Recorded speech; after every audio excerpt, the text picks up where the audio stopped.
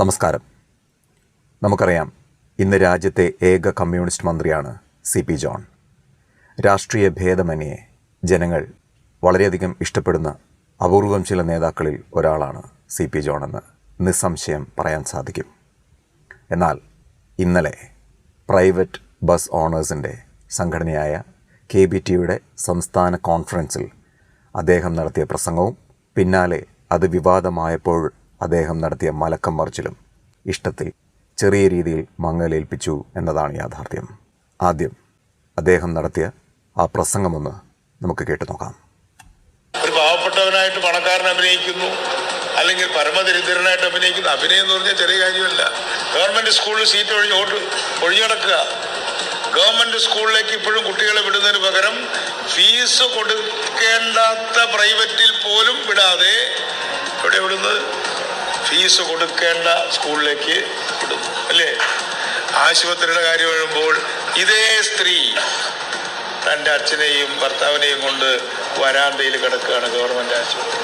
കേരളത്തിലെ ജനങ്ങളുടെ ബിഹേവിയർ, അവരുടെ പെരുമാറ്റം എന്നെ അതിശയിപ്പിക്കുകയാണ്. ബസ് വന്നാൽ കാശ് കുറഞ്ഞ ട്രാൻസ്പോർട്ടിൽ തള്ളിക്കയറുന്നു.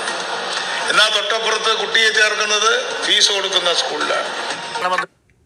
കേട്ടല്ലോ, ഇത് വലിയ രീതിയിൽ വിവാദമായപ്പോൾ അദ്ദേഹം നടത്തിയ മലക്കം മറിച്ചിലാണ് യഥാർത്ഥത്തിൽ കൂടുതൽ പരിഹാസ്യമായത്.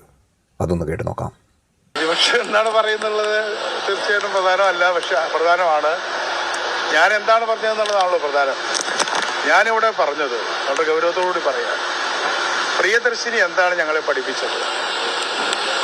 പ്രിയദർശിനി ഞങ്ങളെ പഠിപ്പിച്ചത് കേരളത്തിലെ സ്ത്രീകളുടെ ഡിസ്ട്രസ് വളരെ വലുതാണ്. അവരങ്ങേറ്റം ബുദ്ധിമുട്ടാണ്. അവർക്ക് ബസ് കാശ് കൊടുക്കാൻ പോലും ഇല്ല. 2000 രൂപയോ 3000 രൂപയോ അല്ലെങ്കിൽ 1500 രൂപ പോലും ഒരു മാസത്തിൽ അവർക്ക് സേവ് ചെയ്യാൻ കഴിയുന്നത് അവർ വളരെ വലിയ കാര്യമായിട്ടാണ് എടുക്കുന്നത്. എന്ന് പറഞ്ഞാൽ ഒരു ദിവസം 50 രൂപ അല്ലെങ്കിൽ 70 രൂപ എന്നുള്ളത് താങ്ങാനാവാത്ത ഒരു കാര്യമായിട്ടുള്ള ലക്ഷക്കണക്കിന് കുടുംബങ്ങൾ കേരളത്തിലുണ്ട്. എനിക്ക് CP ജോണിനോട് പറയാനുള്ളത്, ജനങ്ങളെ വിഡ്ഢികളാക്കാൻ ശ്രമിക്കരുത്.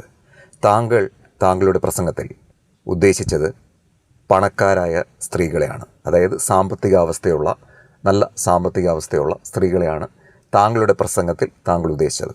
എന്നിട്ട് അത് വിവാദമായപ്പോൾ താങ്കൾ നൈസായിട്ട് പാവപ്പെട്ട സ്ത്രീകളെക്കുറിച്ച് താങ്കൾ വിശദീകരിക്കുകയാണ്.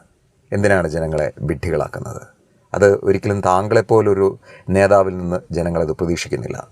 ഇനി താങ്കൾ പറഞ്ഞ കാര്യം, അതായത് പണക്കാരായ സ്ത്രീകൾ പാവപ്പെട്ടവരായി അഭിനയിച്ച് ഈ പറയുന്ന പ്രിയദർശിനി പദ്ധതിയിൽ പങ്കാളികളാവുന്നുണ്ടെങ്കിൽ, അല്ലെങ്കിൽ ഈ ഫ്രീ സർവീസ് അവർ സ്വീകരിക്കാൻ വേണ്ടി ബസ്സിൽ തള്ളിക്കയറുന്നുണ്ടെങ്കിൽ, അല്ലെങ്കിൽ ഇടിച്ചു കയറുന്നുണ്ടെങ്കിൽ, അത് നിങ്ങളുടെ പിഴവാണ്.